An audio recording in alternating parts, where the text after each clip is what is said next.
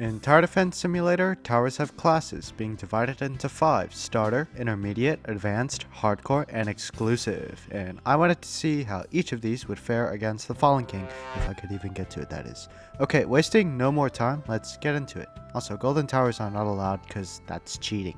Starting with Starter class towers, and unsurprisingly enough, this did as expected. It didn't do well at all.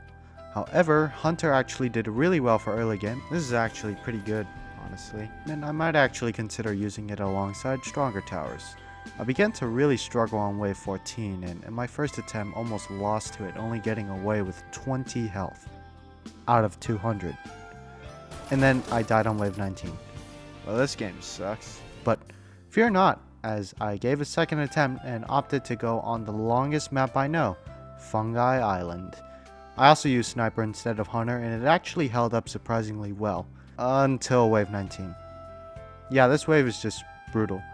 Just look how fast these Fallens are. I mean, I guess wave 19 isn't too bad for starter towers, but you know what?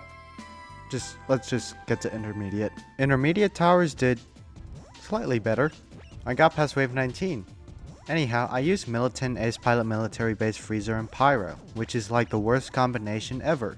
Placing either would make the other unusable. Honestly, I don't even know what I was thinking when I was making the loadout. Anyhow, Militant and Ace Pilot carried, and Freezer actually did surprisingly well. It did a great job of stalling the Fallens on wave 19, and I could argue that's the reason I even survived that wave. Anyhow, it cruised through waves 20 to 29, easily wiping out any enemies, then on wave 30 eventually succumbed to the tank that got through with only 400 health left. I'm still mad. For literally no support towers except Freezer and barely using 2 of my towers and no farm, this did really well. And honestly, I could have gotten so much further if I replaced Pyro with farm. Like, I literally never placed down a single Pyro in this entire recording, which is just sad. Anyhow, you could definitely get to wave 36-ish, rough estimate, with farm. You'd most definitely die to the Fallen King since you have literally 0 support towers. Ace Pilot kinda sucks for high health enemies. Militant is not enough, and Freezer would just be useless. Anyhow, on to Advanced, and this actually turned out really interesting. It just started with Cowboy Spam. And the thing about this specific category is that it contains 2 of the best support towers in the entire game, the Commander and the DJ. It also contains Turret and Ranger, and right now Turret is legit the strongest tower in the game right now, and Ranger is insane for high health targets. I cruised through the first 39 waves, and wave 14 and 19 were destroyed. The only hard waves I could recount was 39 and 40. And 40 was really intense. I'll just let the last moments play out. This is making me miss when Fallen was easy.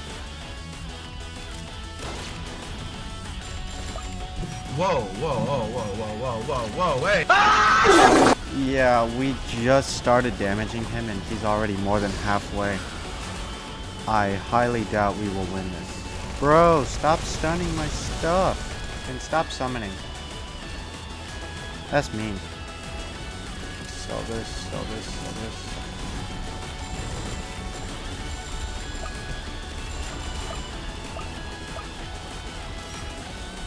Oh no.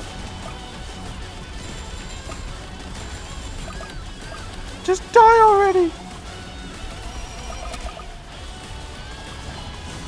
Oh! I did it! Okay. On to hardcore towers. Hardcore towers are kind of just strong. There's only 3, so I could just bring them all. I started with Brawler, then switched to Engineer, and Engineer is actually really strong for early game and smoothly transitions into mid, then late game. I destroyed the first 30 waves.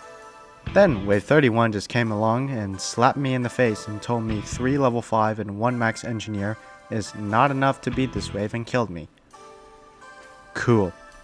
You know, for no support towers at all and no farm, they actually did pretty well, but like, they're some of the hardest towers to get, so frankly I'm disappointed.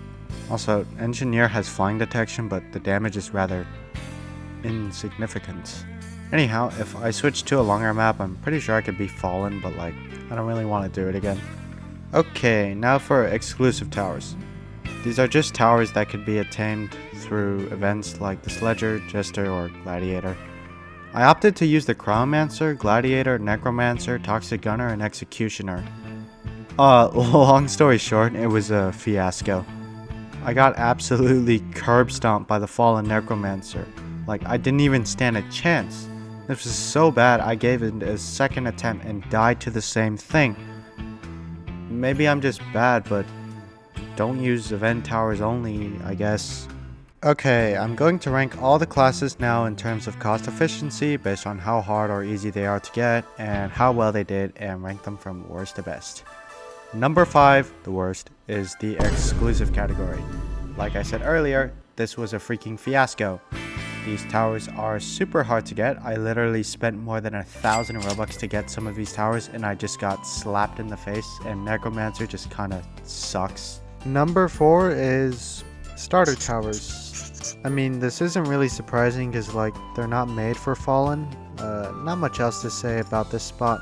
Number 3 goes to the hardcore towers. I know, most powerful towers in the game, but bro, you have to be level 50, find people to grind with, and do Lucel like 35 times to get all of them. Number 2 is intermediate. For how easy it is to get these towers, they did really well, not gonna lie. Number 1 is advanced. These towers are all coin towers except something like turret, which is still pretty easy to get. Just get to level 50, and if you don't want to do that, just get the minigunner. This tower can solo Fallen without many problems at all when paired with supports. Oh yeah, I need to mention it contains both of the 2 best support towers in the game. Okay, that's pretty much it. Subscribe and like, goodbye, and tell me your list.